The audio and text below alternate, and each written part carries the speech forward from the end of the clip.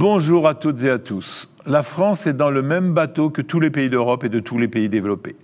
Dans le monde du médicament, il y a théoriquement de nombreuses innovations dont les malades français bénéficieraient assez vite à des prix corrects. Mais c'est une vision naïve et idéaliste de la réalité, peut-être car les critiques sont légion, et permettent de dresser un tout autre constat, alarmant mais réel, qui semble menacer l'avenir de notre système de santé et la qualité de vie des patients.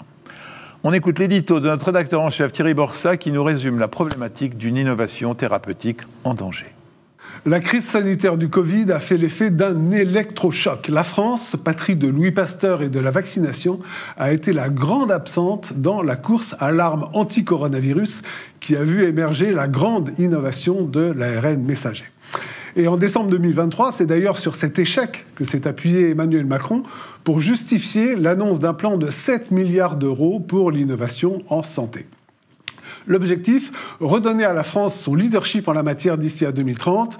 La stratégie, relancer les investissements et bousculer les lourdeurs administratives et corporatistes. Alors il y a du pain sur la planche, notamment parce qu'il n'y a pas d'innovation sans recherche et que notre pays, qui devrait consacrer à cette recherche 3% de son PIB, ne lui accorde que 2,1% de sa richesse. Et puis il y a d'autres freins dans ce domaine. Le poids de la bureaucratie, la complexité administrative, le foisonnement des règles et des normes sont pointés du doigt dans un rapport de l'Académie de médecine publié en janvier dernier. Chercheur, c'est le métier le plus évalué du monde. Nous devons nous justifier à chaque étape de notre travail. Cela devient ridicule, se lamentait ainsi un directeur de recherche de l'INSERM travaillant sur la maladie d'Alzheimer. Et lorsque la recherche aboutit, rien n'est pour autant gagné. Avant d'être rendue accessible par les patients, l'innovation thérapeutique, elle doit montrer patte blanche. Essais cliniques rigoureux, évaluation fine de la balance bénéfice-risque, analyse du service médical rendu doivent assurer le respect de l'efficacité et de la sécurité sanitaire. Sans oublier la parfois longue négociation qu'impose le système français de remboursement d'une partie du prix des médicaments par l'assurance maladie. Alors le problème, c'est que lorsque la recherche et l'innovation sont à la traîne, ce n'est pas qu'une affaire de fierté nationale. Les avancées thérapeutiques, surtout au sein d'une population française vieillissante, elles représentent autant d'espoir pour tous ceux qui sont atteints d'une maladie grave ou chronique. Et chaque obstacle à la mise à disposition d'une innovation n'est rien d'autre qu'une perte de chance pour le patient. Merci Thierry. Dans notre studio, deux invités qui connaissent bien ce problème et on espère les solutions. Thibaut Victor Michel, vous êtes le président de la commission recherche et innovation du LEM, les industries du médicament. Vous vivez ce problème quotidiennement car vous êtes aussi le président du puissant laboratoire Novartis France. Bonjour. Bonjour. Docteur Thomas Borrel, vous êtes directeur des affaires scientifiques du LEM. Bonjour. Bonjour. Professeur Jean-François Bergmann, vous êtes le co-animateur de cette émission. Vous connaissez bien le sujet car je rappelle que vous avez été le vice-président de la commission d'autorisation de mise sur le marché à l'Agence nationale de sécurité du médicament. Ouf, bonjour. Bonjour. Alors, l'innovation thérapeutique, pour commencer, en faire une émission sur l'innovation thérapeutique, il faut commencer par définir de quoi on parle. Votre définition, Jean-François Bergmann? Pour moi, une innovation thérapeutique, c'est ce qui change la vie du malade, c'est ce qui améliore sa prise en charge. Si on fait simple, puisque les médicaments sont évalués par la commission de la transparence de la HAS, on va dire c'est une ASMR 1, 2, 3, et assez souvent même une ASMR 4 veut dire que ça change un peu la prise en charge des patients. Alors, Thibaut Victor Michel, vous avez au LEM une définition qui est quand même plus basique, ça va très loin. L'innovation thérapeutique, c'est une nouvelle classe, un nouveau mécanisme d'action, un espoir même léger, un concept nouveau, même si ce n'est pas validé. Ça vous convient ? Pas tout à fait, non, parce qu'effectivement, moi je partage aussi cette idée que ce qui compte, c'est la valeur ajoutée au patient, et le caractère de nouveauté, ça suffit évidemment pas. Et donc, voilà, pour moi, l'innovation, c'est une valeur ajoutée pour le patient, et par rapport à ce qui existe déjà, et c'est quelque chose dont on doit faire la preuve. Ça commence bien, puisque vous êtes d'accord. Alors, je vais se poser la question suivante. Dans la santé mondiale, quelle est la place de la France aujourd'hui? Parce qu'on dit en déclin, une position forte, pas forte, à la traîne dans l'innovation, à la traîne dans la recherche. Alors, la France, elle est où là-dedans? La France, elle est dans une situation compliquée. D'abord, elle est dans une situation où il y a quand même une compétition entre les pays, entre eux, qui est quand même considérable. En Europe, d'une part, au sein de l'Europe, mais aussi entre les différentes plateformes. Si on compare aujourd'hui, l'Europe a perdu des points d'attractivité au détriment ou au bénéfice de la Chine, qui se retrouve un peu plus en tête avec en gros le continent nord-américain, la Chine et l'Europe derrière. Voilà. Donc après, la France en tant que est compliquée. Pourquoi ? Parce que je pense qu'on ne considère pas assez dans cette dynamique d'innovation deux choses. D'abord, il y a une dimension partenariale à la recherche qui est indispensable. Aujourd'hui, toutes les innovations émanent d'un transfert entre le public, le privé, entre des équipes de recherche fondamentale, des équipes qui mettent en application le développement clinique des produits, et tout ça nous manque et est probablement plus compliqué en France que dans d'autres pays.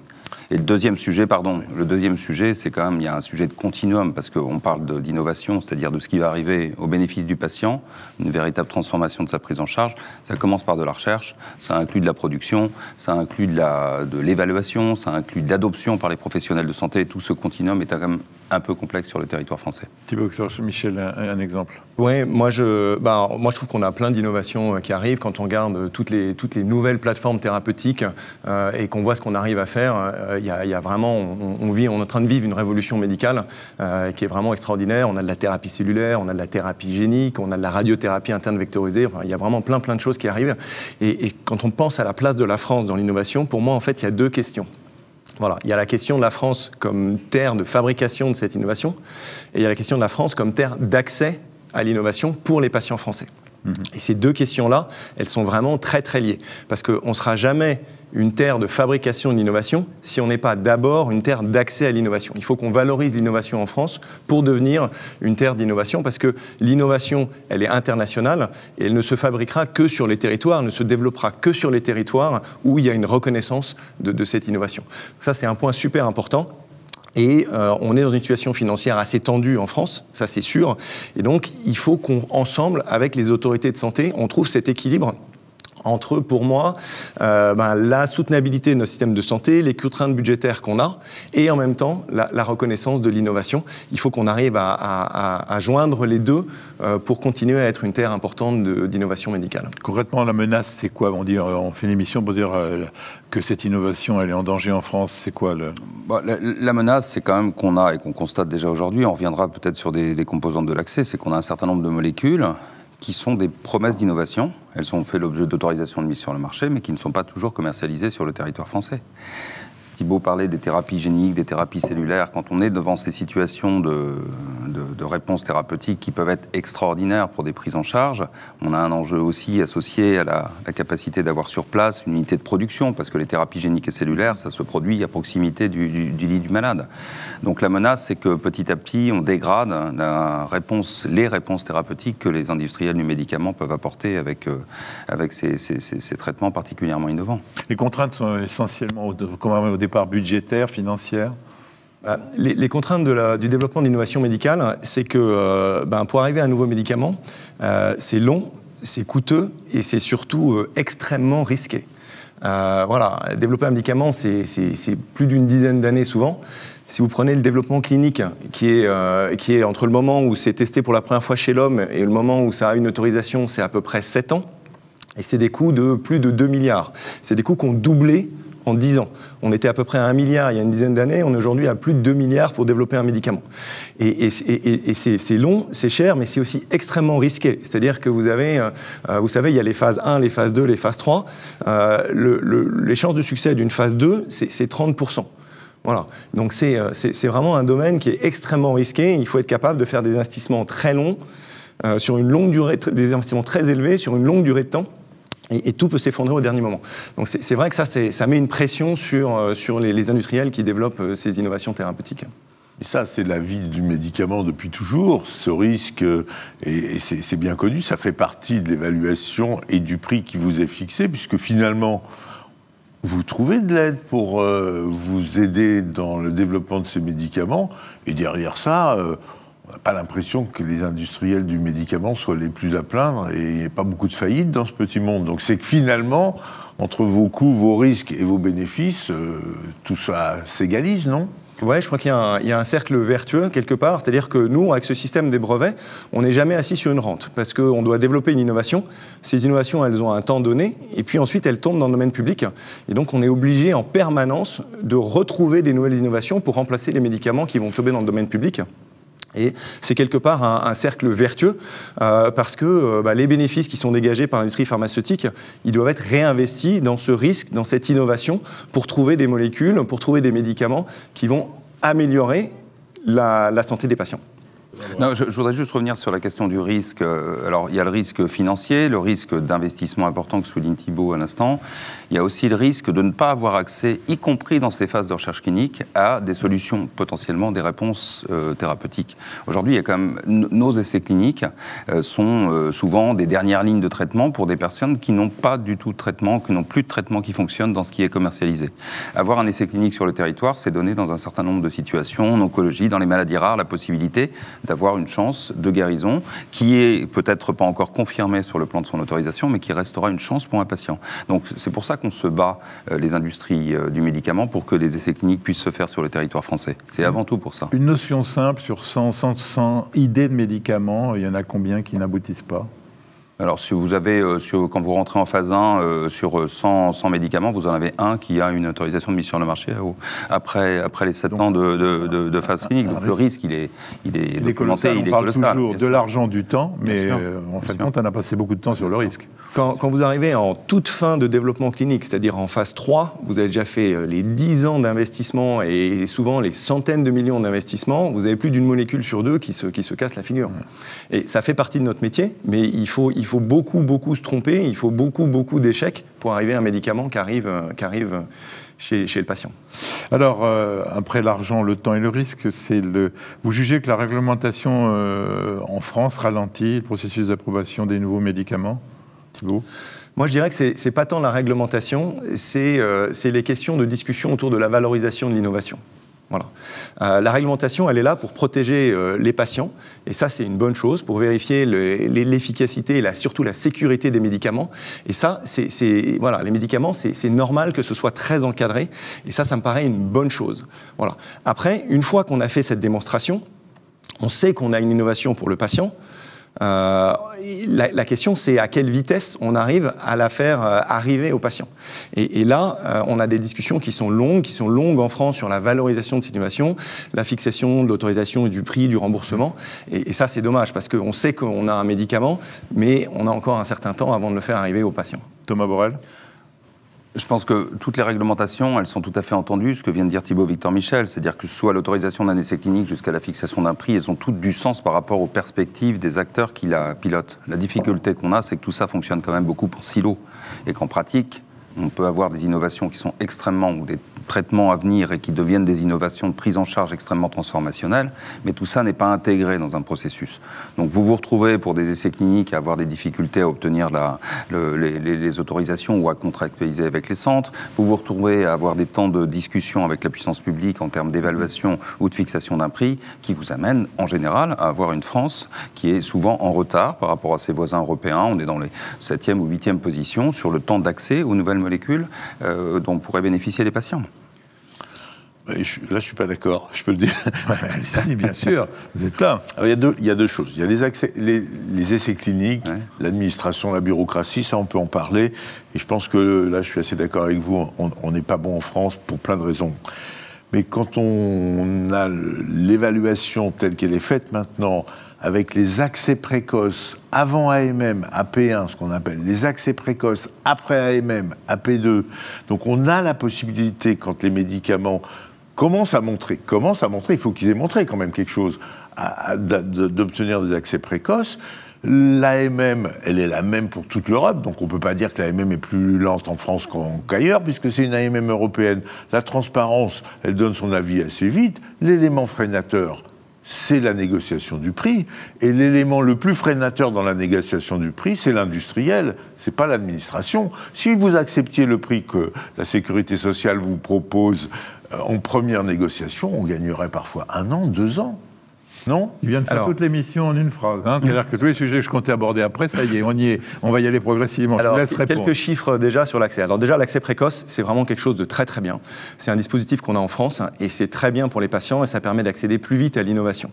Mais si on regarde les chiffres de manière générale, y compris avec l'accès précoce, on est à peu près à 200 jours pour un patient français pour avoir accès à l'innovation, contre 120 jours en Allemagne. Et si on prend Prenez autre chose que l'Allemagne. L'Allemagne, c'est un cas particulier. Prenez n'importe quel pays. Prenez le Royaume-Uni, par exemple. Ils sont loin derrière nous. Donc, toujours, on nous fait l'Allemagne. Mais l'Allemagne, ils ne négocient pas au début. Donc, c'est sûr qu'à ce moment-là... Je pense que c'est important, quand on parle d'innovation thérapeutique, quand on est sur ce type d'innovation, de pathologie, etc., on doit se caler sur les meilleurs. On ne doit pas se dire, il y en a qui font moins bien. On doit se dire, quels sont ceux qui donnent accès le plus rapidement aux patients. Je crois que pour moi, ça doit être l'ambition de la France.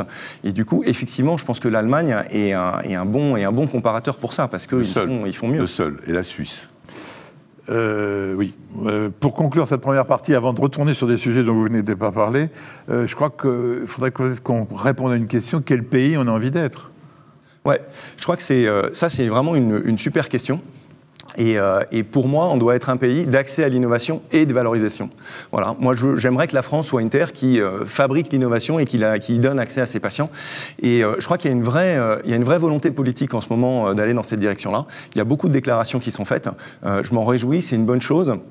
Et en même temps, en pratique, dans les faits, on se retrouve souvent confronté à une approche un peu centrale d'achat. C'est-à-dire que pour donner accès à l'innovation, on a vraiment des négociations qui sont très difficiles, qui sont très longues et qui prennent pas en compte cet enjeu de valorisation de l'innovation, ou en tout cas pas assez. Et je pense que là, effectivement, on a un choix à faire. Est-ce qu'on veut être un pays central d'achat ou est-ce qu'on veut être un pays terre d'innovation ? Et moi, je pense qu'on doit vraiment, et on a tous les moyens pour être une terre d'innovation. C'est quoi la part du médicament dans le PIB ? Alors, moi, ce que je peux vous dire, c'est que la part du médicament dans les dépenses de santé, c'est à peu près 10% des dépenses de santé. Voilà. Cette part du médicament dans les dépenses de santé, elle était à 14% en 2010. Donc, la contribution du médicament en dépenses de santé, elle ne fait que baisser. Voilà. Donc, c'est probablement la dépense de santé la mieux contrôlée et la mieux régulée de France. Thomas Borrel. Non, la question à quel pays avons-nous envie d'être, jusqu'à ce qui vient d'être dit, mais on a aussi envie d'être dans un pays où toute l'expertise qui existe aujourd'hui en recherche, la publique, la qualité de nos centres de soins, les politiques publiques mises en place dans certains domaines, le cancer, les maladies rares qui sont structurées, viennent effectivement accompagner ou être non seulement à l'origine, souvent, de la recherche très fondamentale, jusqu'à l'innovation qui arrivera sur le territoire. Parce que malheureusement, ce qu'on constate de temps en temps, c'est que tout ce tissu foisonne très très bien en termes d'expertise, et puis derrière, c'est ailleurs que ça se passe, dans le développement clinique et potentiellement dans l'accès qui va arriver plus tôt dans certains autres pays, ce qu'on vient de souligner. Donc il y a un moment, il y a une orthogonalité dans cette vision des choses qui est quand même un peu compliquée. Encore une fois, c'est le continuum qu'il est important de considérer. C'est bien que vous parliez de la recherche, parce qu'on va aborder maintenant recherche publique et recherche privée. C'est quoi la part du financement public dans la recherche, Thibault ? La part du financement public, aujourd'hui, on est... Bon, le chiffre qui a été évoqué dans votre édito au départ, c'est on est en dessous des critères dits de Lisbonne, c'est-à-dire 3% du PIB qui devrait financer toute la recherche, c'est pas qu'en santé, dans tous les domaines de recherche et développement. Donc on est à 2,2 aujourd'hui. Donc on est avec une insuffisance, ça a été rappelé encore par le président de la République en décembre dernier. Dans cette recherche sur la partie santé, vous avez une composante importante qui est celle financée par les entreprises du médicament.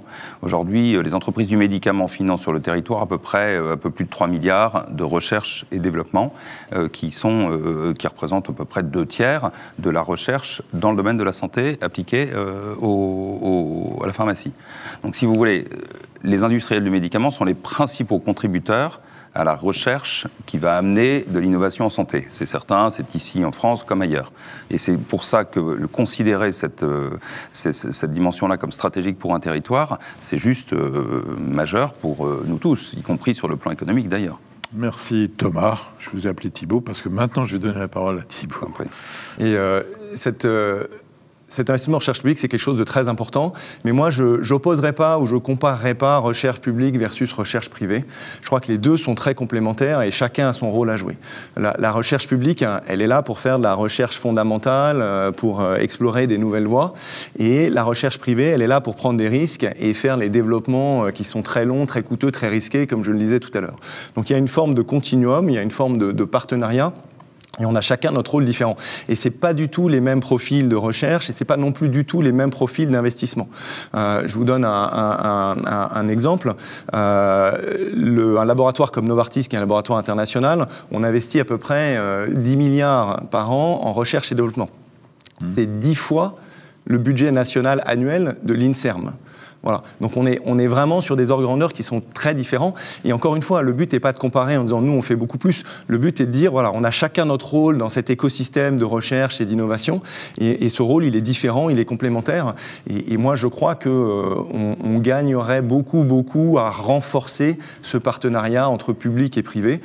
C'est aussi un des axes du gouvernement actuel. Et je pense que c'est une bonne chose. Jean-François ? Je suis d'accord sur la nécessité de dynamiser, de renforcer les liens, mais cette description me paraît assez logique. C'est normal que Renault et Citroën investissent beaucoup dans le développement des voitures. C'est leur objectif. Donc les industriels du médicament investissent dans le développement du médicament, c'est assez logique. Le problème, c'est la segmentation. Tout part d'une recherche fondamentale qui est essentiellement publique, et c'est là où on vous aide en vous donnant les outils pour après, et vous devez aider le public en potentialisant, et je crois que tout ça est lié au lien entre ces différentes structures que je pense qu'on doit pouvoir optimiser. Vous trouvez qu'on ne valorise pas suffisamment les découvertes ? Moi, je pense qu'on valorise bien les découvertes, hein, et encore une fois, ça revient à la question après du temps et de la rapidité, et puis des budgets qui sont débloqués pour avoir accès à l'innovation. Et ça, sur cette dimension valorisation financière, je pense que c'est un débat et c'est une question qu'on doit creuser en France. Oui. Un géant comme vous, il privilégie certains pays ? Nous, on n'a pas une logique de privilégier certains pays ou certaines géographies. Quelque part, on suit la science. Voilà. Donc la question qu'on se pose, c'est à quel endroit dans le monde, et on a cette chance et cette capacité à aller chercher la science partout dans le monde, à construire des partenariats partout dans le monde, et on se dit, OK, dans nos domaines thérapeutiques, en neurologie, en hématologie, en cardiologie, où est-ce qu'il y a des équipes et des écosystèmes vraiment experts, avec de la science, avec des technologies de rupture, avec de l'innovation, et on va aller vers ces endroits-là. Voilà. Donc ce qui est important pour nous, c'est de trouver des pays ou des zones d'excellence avec lesquelles on va collaborer. Et donc je pense qu'il y a ce qu'on voit en France en ce moment, c'est qu'on avait une recherche qui était un peu dispersée. Et il y a une logique et une volonté politique de reconcentration. On parle beaucoup des clusters, de créer ces clusters où il y a tout un écosystème qui se développe avec de la recherche publique, des centres de soins, des startups, des entreprises. Et quand on a cet écosystème avec tous ces acteurs qui se spécialisent sur une thématique, ça crée une forme d'expertise au niveau mondial. Et là, ça nous interpelle, ça nous intéresse, et c'est vers ça qu'on va se tourner. Thomas Borel. Non, je veux juste rajouter, je pense que du côté des industriels, et je parle sous le contrôle de Thibault Victor Michel, mais il y a 3 facteurs qui viennent conduire un industriel à se dire « je vais le faire ici ». Il y a la science, comme ça vient d'être dit, où sont les meilleures équipes dans le monde, et la concurrence est forte pour permettre de porter des projets d'innovation et qui sont déjà la source de l'innovation. Il y a un deuxième sujet, c'est le cadre. Quel est le cadre ? Les clusters dont on parle. Quel est le cadre qui permet de réunir ces acteurs privés, publics, biotech, grandes entreprises pharmaceutiques, etc. Et les délais qui sont associés, parce que tout ça, c'est très compétitif. Et le troisième sujet, c'est si je développe sur le territoire national un produit, une innovation potentielle, quelles vont être les conditions d'accès ? Et c'est comme ça que raisonnent les industriels, les grandes entreprises internationales, je pense que tu seras d'accord avec ça, et se disent, voilà, en fonction de ces 3 aspects-là, je mets en place mon projet de recherche plutôt sur tel ou tel territoire. Dans vos interventions, vous insistez beaucoup sur la recherche clinique en France. Vous considérez ça comme un pilier de notre santé consolidé ? Alors, c'est vos mots, hein. Absolument, oui. Moi, je pense que la recherche clinique, c'est un des piliers d'un système de santé. C'est extrêmement important. C'est la première source d'accès à l'innovation pour les patients. Et c'est aussi un des piliers de cet écosystème de recherche. C'est un point important pour la France. On a une place aujourd'hui, pour vous dire à peu près où on en est en France, qui est le 3e européen. Si vous prenez les études qui ont été initiées entre 2022 et mi-2023, on a à peu près initié 700 essais cliniques en France. C'est juste après l'Allemagne, et c'est loin derrière l'Espagne, qui s'est concentrée depuis des années sur favoriser ça et qui a initié plus de 800 études de son côté. Alors ça veut dire quoi ? Quelles actions il faut conduire ? Ça veut dire que on a une place de 3e. C'est bien, mais je pense qu'on peut faire mieux dans ce domaine-là et qu'on doit faire mieux dans ce domaine-là. Et nous, au LEM, on s'est fixé 2 objectifs.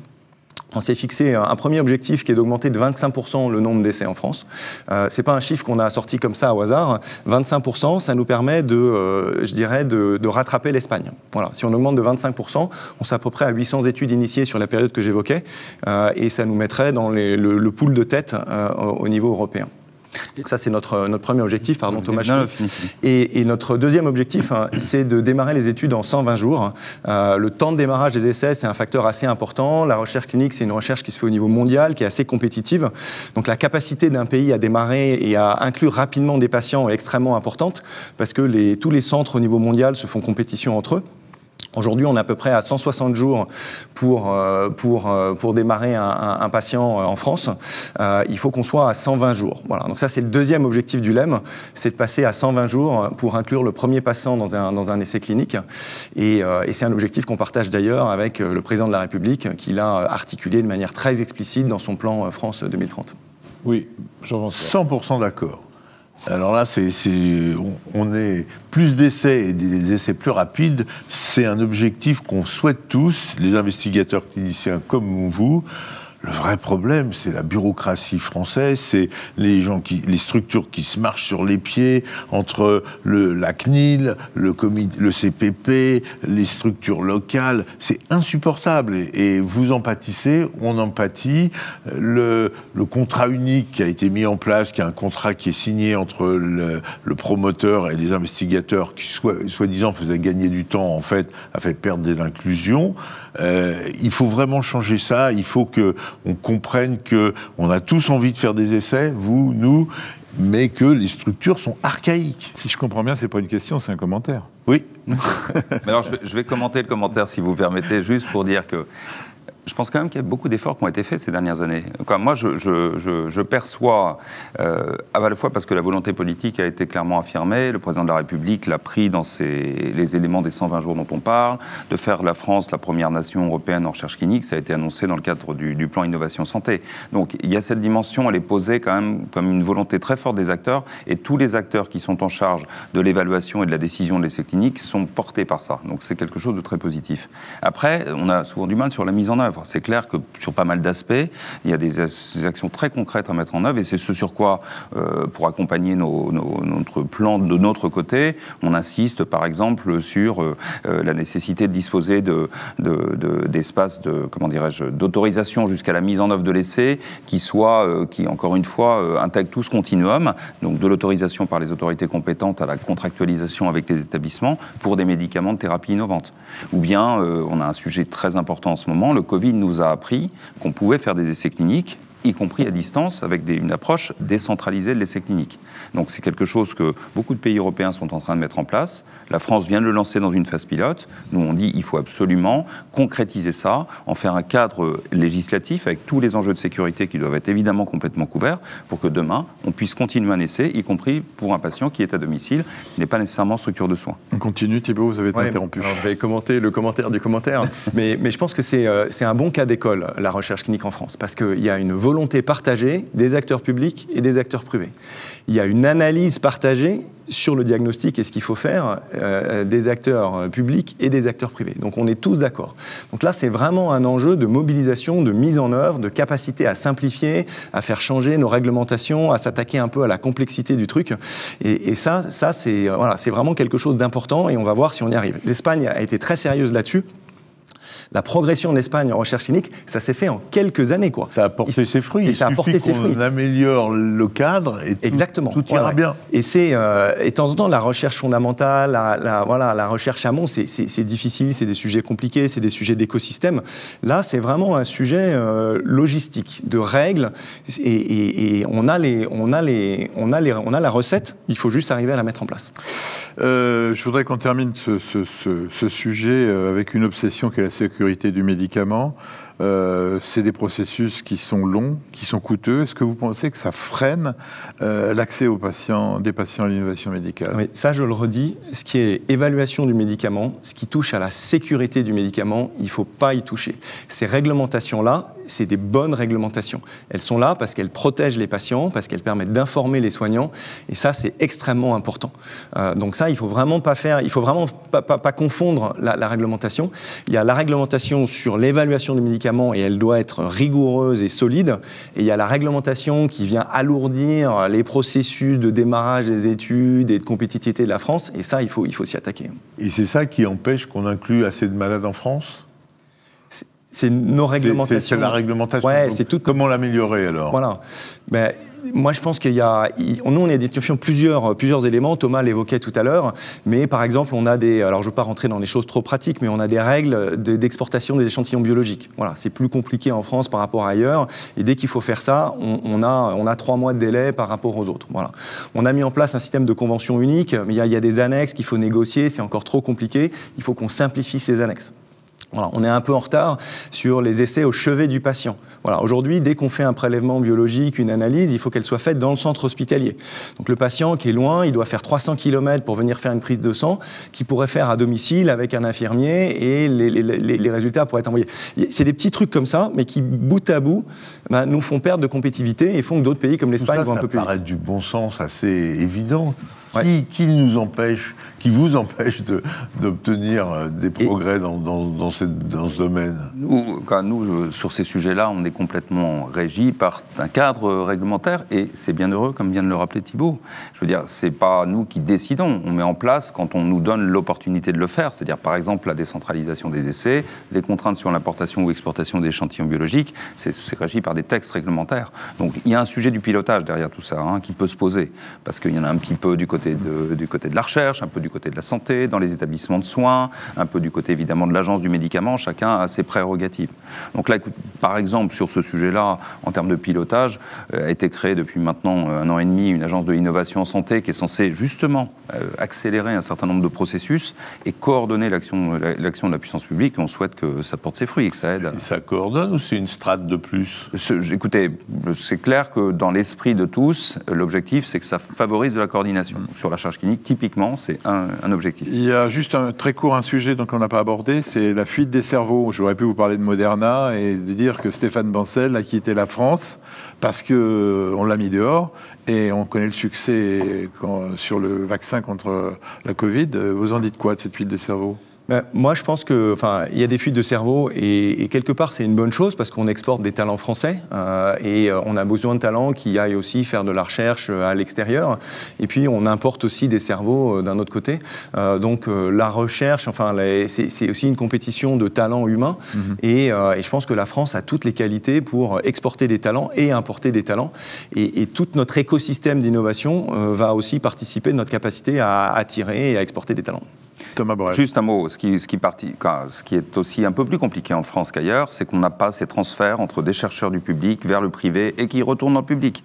Ça se fait beaucoup plus facilement aux États-Unis et dans d'autres pays. Et ça, pour des chercheurs, c'est aussi une source d'intérêt que de pouvoir se dire, tiens, je vais passer quelques années dans un laboratoire et ensuite privé, et ensuite je retourne dans le public. Ça, c'est vrai que c'est un truc que je vois en France par rapport à d'autres pays dans lesquels moi j'ai travaillé. On est un peu de temps en temps sommé de choisir son camp entre est-ce qu'on est côté public ou est-ce qu'on est côté privé. Alors que moi, je vois nos centres de recherche, par exemple, à Cambridge, près de Boston, aux États-Unis, où il y a une fluidité entre une carrière académique, puis une carrière dans le privé, puis on retourne dans l'académique, il y a des choses plus souples. Ça, c'est vrai que c'est quelque chose sur lequel, de temps en temps, on est un peu blanc et noir en France et sur lequel on pourrait progresser. Certains l'ont fait en France et c'est pas merveilleusement bien passé. Bon, on va passer au chapitre suivant, qui est les investissements et surtout les brevets. Vous dites que ce sont les pivots de l'innovation thérapeutique, mais à quel prix ? Alors, moi, sur les brevets, j'ai un message assez simple, c'est de dire que les brevets, c'est le socle de l'innovation. Voilà. Pas de brevets, pas d'innovation. Si aujourd'hui on est capable d'amener aux patients des technologies révolutionnaires, on parlait de thérapie cellulaire, c'est-à-dire prendre les cellules d'un patient, les changer, les réinjecter pour qu'elles luttent contre le cancer elle-même, la radiothérapie interne vectorisée, où on a une petite molécule GPS qui va permettre d'amener de la radioactivité pour détruire une tumeur. Toutes ces innovations-là, elles ne peuvent se permettre que parce qu'il y a un brevet qui protège une innovation et qui va permettre derrière les investissements massifs qui sont nécessaires. Donc quelque part, les brevets, on a toujours cette idée de dire ça protège les industriels, mais non, c'est aussi pour moi l'intérêt des patients et des soignants, parce que c'est ça qui permet l'innovation derrière. Avant d'aller plus loin sur les brevets, je sais que vous êtes ici en tant que membre du LEM et que vous n'êtes pas là pour faire la promotion de Novartis, mais c'est quoi dans votre investissement la part France, la part monde? Comment vous gérez ça? Nous, c'est ce que j'évoquais tout à l'heure, on investit à peu près 10 milliards par an d'investissement. 10 fois plus que l'INSERM. Donc c'est un investissement qui est massif et qui se fait uniquement dans la perspective de se dire nos innovations, elles pourront être protégées. Mais ces 10 milliards, c'est sur l'ensemble du monde. Oui, c'est sur l'ensemble du monde. La France. Ouais, on est entre 50 et 100 millions par an d'investis en France pour un laboratoire comme Novartis. C'est à peu près la même enveloppe dans tous les pays? Pour tous les laboratoires, c'est à peu près, en France, pour les grands laboratoires, c'est dans ces ordres de grandeur-là. Après, ça dépend si vous êtes un laboratoire français et que vous avez tous vos centres de recherche en France. Là, c'est évidemment beaucoup plus. Si vous prenez un Sanofi, un Ipsen, un Servier, ça va être beaucoup plus parce qu'ils ont tous leurs centres de recherche en France. Mais pour les filiales des grands groupes internationaux, c'est cet ordre de grandeur-là. Oui. Thomas Borrel. Non, juste un mot sur les durées de protection brevetaire et le caractère de la protection de la propriété. 10 ans en France, c'est quand même pas mal. Non, c'est pas en France. D'abord, c'est des règles qui sont plutôt internationales. Et en fait, c'est de la protection de la propriété intellectuelle dont on parle. Je voudrais juste alerter sur un point, c'est qu'on est en ce moment, cette discussion, elle a lieu au niveau de l'Europe. Il y a ce qu'on appelle la législation pharmaceutique, qui est en train d'être discutée depuis déjà quelques années maintenant, mais qui devrait faire l'objet d'un nouveau cadre, et qui a plutôt tendance à réduire cette durée de protection des données, pour différents considérants qui appartient à la Commission, aux autorités européennes. Mais c'est très, très dangereux, cette affaire-là. C'est très dangereux, parce que si vous réduisez la durée de protection en Europe, effectivement, certaines entreprises seront plutôt en Chine, aux États-Unis, pour faire leur développement clinique et pour acquérir leur protection, les protections réglementaires de données. Et donc on mesure déjà, je l'ai évoqué en début d'émission, le fait que la plateforme européenne perd des points de compétitivité par rapport à la Chine notamment et aux États-Unis. Il ne s'agit pas de continuer sous cet angle-là. Voilà, je voulais juste le souligner. On parle toujours de la Chine, mais il n'y a pas que la Chine sur ce sujet-là, je pense, Thibault. Non, il y a la Chine, il y a les États-Unis, enfin on est vraiment dans une compétition mondiale.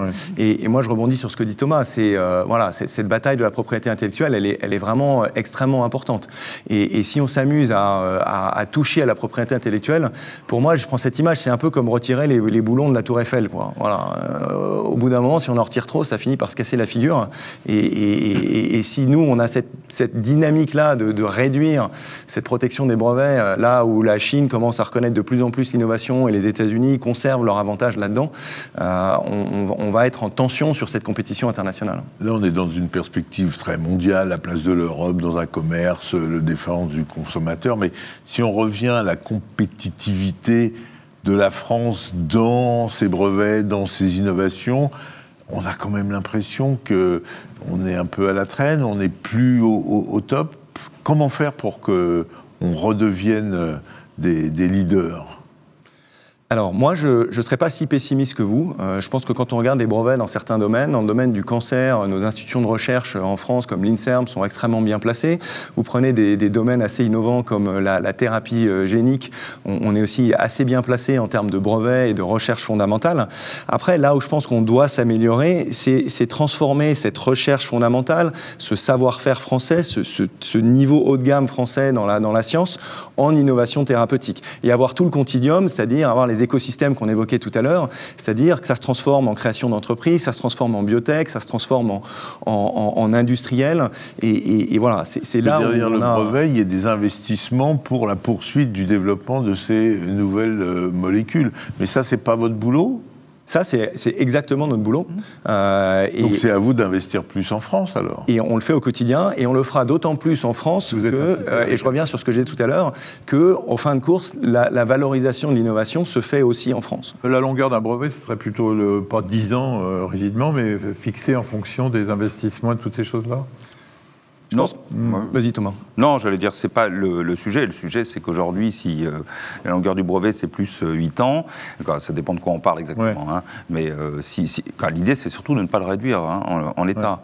Ouais. Je veux dire, en l'état, tel que ça fonctionne, les dispositifs de préservation de la propriété intellectuelle, sont ce qu'ils sont et fonctionnent plutôt bien. Encore une fois, on est sur quelque chose, comme le disait Jean-François Bergmann, qui est supranational dans la discussion. Hein.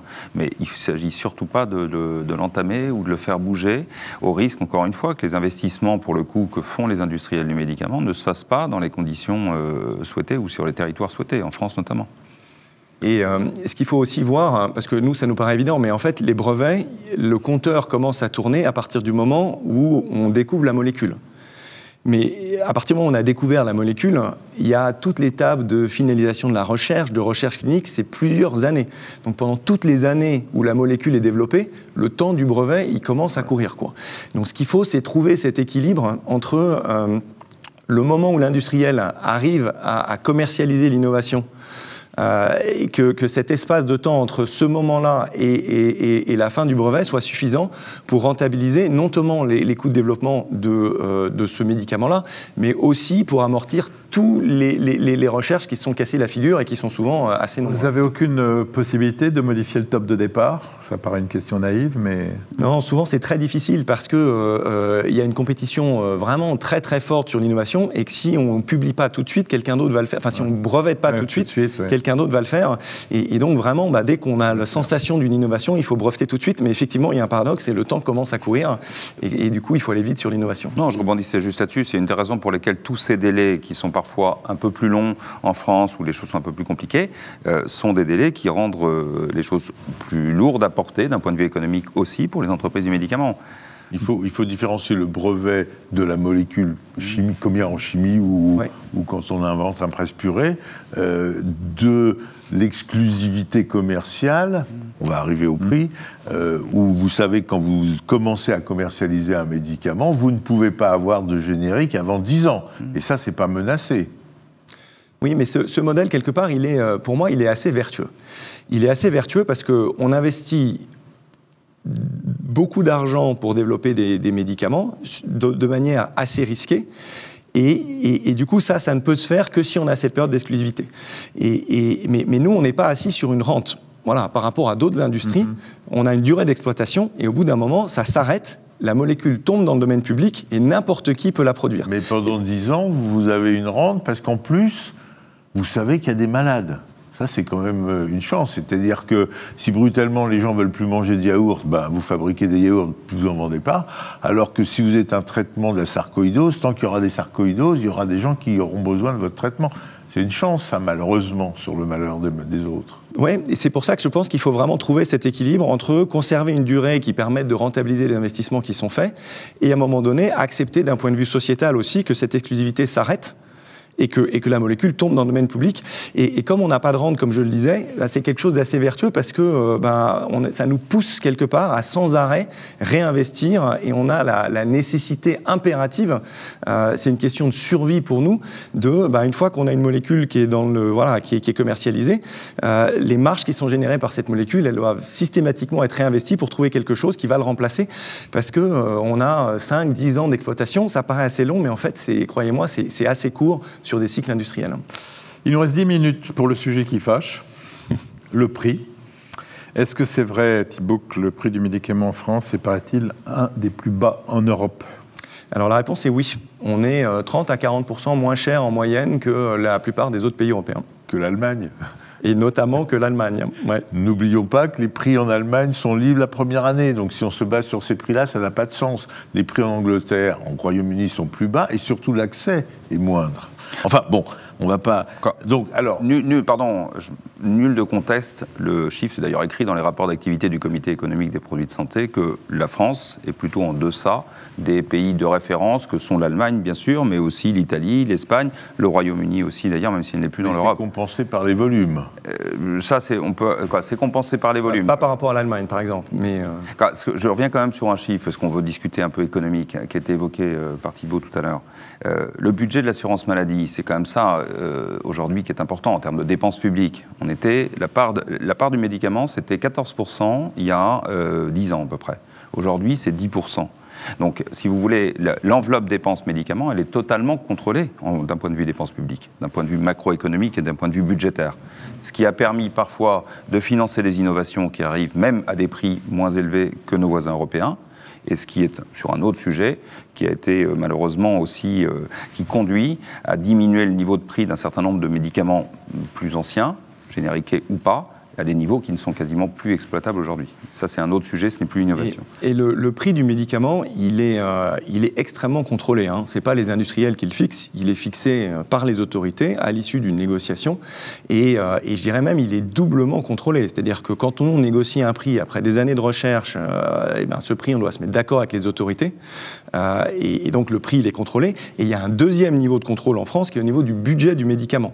C'est-à-dire qu'à la fin de l'année, on a ce qu'on appelle la clause de sauvegarde. Donc on regarde le budget qui a été dépensé sur le médicament, et si on a dépassé un certain seuil voté chaque année lors de la loi de financement de la sécurité sociale, on rembourse 70% de ce qui a dépassé le budget total. Donc on est vraiment dans des prix et des budgets du médicament qui sont extrêmement contrôlés en France. Mais est-ce que ça vous arrive de refuser un prix d'un médicament pour des raisons purement commerciales ? C'est assez rare, mais il y a des cas où on n'arrive pas à se mettre d'accord sur le prix du médicament. Et j'insiste là-dessus, le prix du médicament, c'est toujours une co-responsabilité entre les autorités et le laboratoire. Le prix du médicament, c'est le résultante d'une négociation et d'une discussion entre nous et les autorités. Et ça vient finalement à discuter, comment est-ce qu'on reconnaît cette innovation, encore une fois. Mais le fait que ça soit tendu en France, souvent, les négociations de prix, est-ce que ça retentit sur le développement international d'un laboratoire ? Alors, la France, c'est un laboratoire c'est un pays qui est important pour les laboratoires. Je prends l'exemple de Novartis, c'est le 5e pays pour Novartis. Donc, c'est un pays qui est assez important.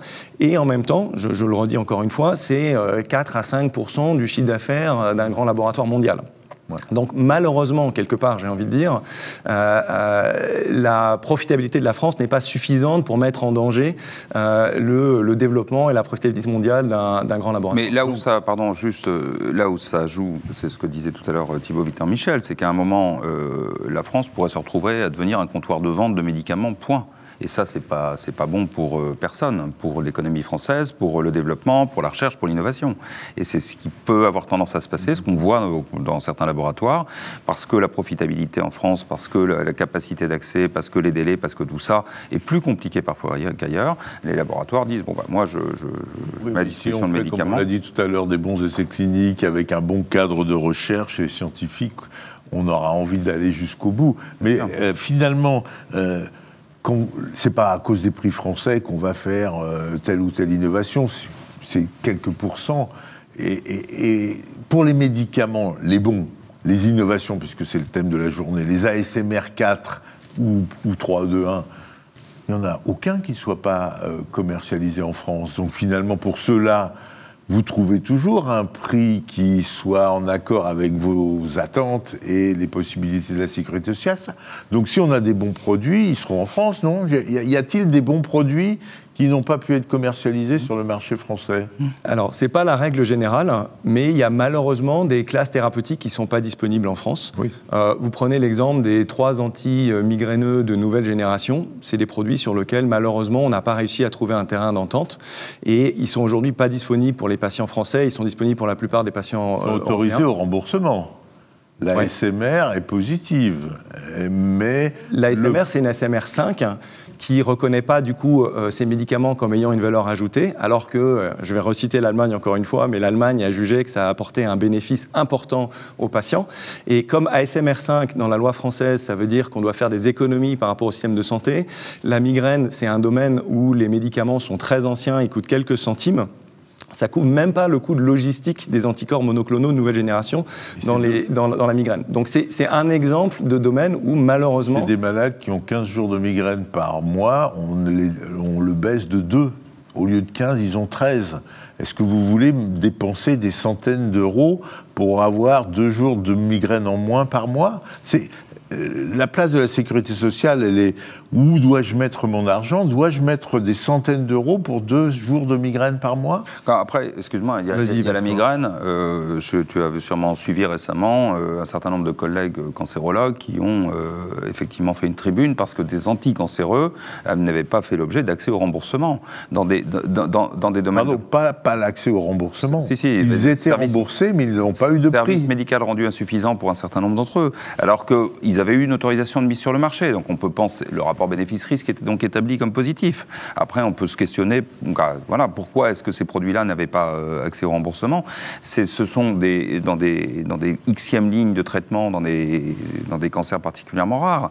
Mais je veux dire, c'est quand même, ça questionne.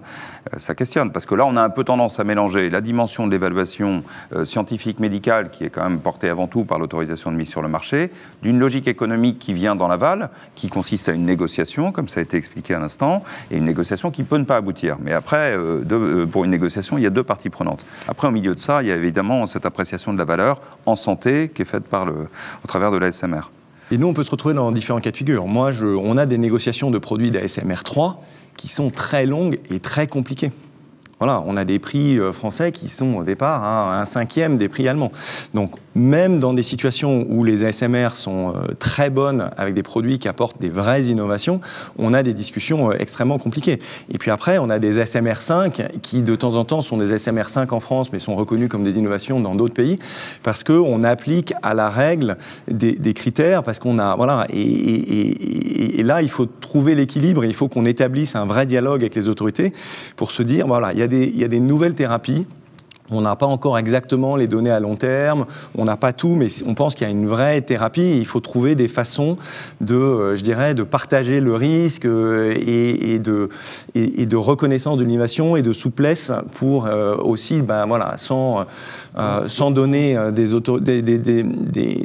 sans donner des innovations n'importe comment, mais en même temps en étant capable de prendre un peu de risque sur la capacité à reconnaître l'innovation. Vous pensez que les autorités françaises sont trop lentes, les prix sont trop bas, et il faudrait que les médicaments soient plus chers et qu'ils aient des prix plus rapides?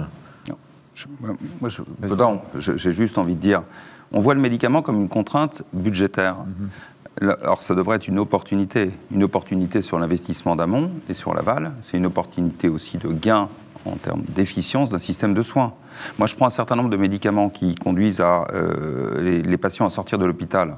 On peut se poser la question de la fermeture des lits hospitaliers. Alors, c'est pas très politiquement correct de parler de fermeture des lits hospitaliers en ce moment, mais dans un certain nombre de domaines, l'hépatite C, par exemple. On n'a plus de malades qui souffrent d'une complication de l'hépatite C aujourd'hui hospitalisés, ou quasiment plus, parce que des traitements sont arrivés. Donc c'est une opportunité pour générer... J'ai compris les traitements de l'hépatite C. Pardon ? Les prix qu'on... Non, mais je ne suis pas sur les prix, moi je suis sur l'efficience pour un système de soins en général et de ce que ça peut rapporter en termes d'optimisation de la dépense publique, justement. Et chaque fois on le regarde sous la contrainte budgétaire, ce qui est un peu dommage, parce que c'est plus une opportunité d'investissement. Vous êtes passionnant, mais j'ai une mauvaise nouvelle. On est en train de dépasser, donc on va bientôt conclure. On va bientôt voter tous en Europe. Le médicament aura une place dans cette élection qui arrive. Vous pensez que c'est un sujet qui va être débattu ? J'ai peur que c'est toujours un sujet complexe. On passe 50 minutes ensemble pour en discuter, c'est un sujet compliqué. Je pense que ce qui s'est quand même passé sur le champ européen autour du Covid a montré que ce sujet était devenu un peu plus en haut de la pile de discussions stratégiques au niveau politique et international. C'est typiquement franco-français pour en discuter, ou ça va être un débat dans d'autres pays? Par exemple, vous citez l'Allemagne Non, moi je pense que ça va être un débat, et Thomas le souligne. Enfin, je crois que le Covid a mis sur la table le fait que la production de médicaments, c'est un enjeu de santé publique, mais aussi un enjeu de souveraineté stratégique d'un pays. On parle beaucoup des pénuries. C'est un sujet qui nous touche tous de près, qui est un sujet important. Donc voilà, je pense que pour toutes ces raisons, la question du médicament va être une question qui va être débattue au niveau européen. Bon, mais écoutez, on n'a pas abordé tout ce qu'on voulait aborder. Je pense qu'on va y revenir. Ça vous fera encore un exercice pour venir parler de ça. On va conclure. Je vous demande des conclusions assez courtes. On va commencer par la vôtre, Jean-François. Refaites-nous pas l'émission. Un point de désaccord, les prix ne sont pas trop bas en France. Un point d'accord, on doit pouvoir vous aider plus l'innovation, le développement. Belle conclusion, Thomas Borrell. La vôtre. Moi, je dis, il y a un foisonnement de potentielles innovations, espoirs thérapeutiques dans les portefeuilles des entreprises du médicament. On va sortir dans quelques semaines une étude sur le sujet qui laisse penser qu'il faut vraiment prendre ça au bon niveau de discussion stratégique pour avancer sur ce sujet, parce que c'est juste des réponses aux besoins des patients qui sont en train d'arriver de façon formidable dans des pathologies comme l'Alzheimer, dans certaines maladies rares qui n'ont jamais été traitées, etc. Donc important de le mettre au plus haut de la pile et dans les agendas de tout le monde. Merci Thibault, je vais vous demander le mot de la fin. Vous êtes inquiet ? Non, je ne suis pas inquiet, mais je suis, je dirais, combatif, hein, parce que je pense que ce sujet de l'innovation médicale, c'est vraiment un sujet central pour la France. C'est un sujet de santé publique, c'est un sujet de souveraineté sanitaire et c'est un sujet de dynamisme économique. Et je trouve qu'on n'en parle pas assez. Merci messieurs, c'était très clair. Cette émission est terminée, on se retrouve très vite pour un nouveau numéro de La Santé en question, la seule émission politique de santé régulière de ce pays, il faut le souligner. Les audiences confirment que c'était un besoin et un manque. D'ailleurs, je pense que nous vous retrouverons assez vite pour évoquer un autre sujet qui vous concerne, la rupture de stock des médicaments. Alors en attendant, portez-vous bien.